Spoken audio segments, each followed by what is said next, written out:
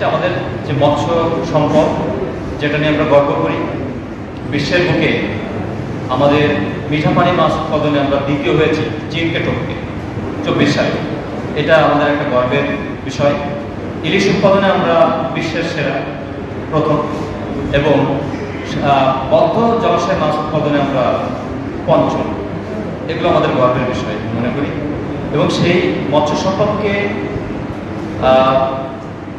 সংরক্ষণ, টেকসই সংরক্ষণ এবং উন্নয়নের জন্য প্রতি বছর আমরা দিবসটি পালন করে থাকি।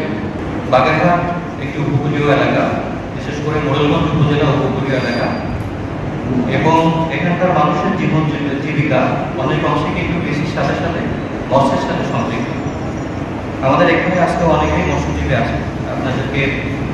আপনারা হয়তো অনেকেই আছেন যে শুধুমাত্র এই মৎস্য সম্পদের উপর নির্ভর করে আপনাদের জীবিকা নির্বাহ করে।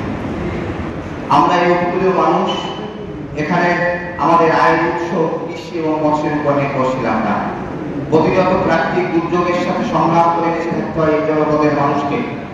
তাই আমরা এখানে আয়ের উৎস, যেটা আমাদের মৎস্য সেক্টর থেকে একটা বৃহৎ অর্থ উপার্জন হয় দেশের স্বার্থে, কিন্তু সেখানে আমাদের প্রতিবদ্ধকতা রয়েছে। সে প্রতিবদ্ধকতাগুলো শনাক্ত করার জন্য আমরা ইতিমধ্যে জেলের পরিবারদেরকে সরকারের পক্ষ থেকে খাদ্য সহায়তা সহ বিভিন্ন সহায়তা প্রদান করে থাকে, কিন্তু সেখানেও গরিবিত জেলেরা নিমন্ত্রিত হতে পারেনি।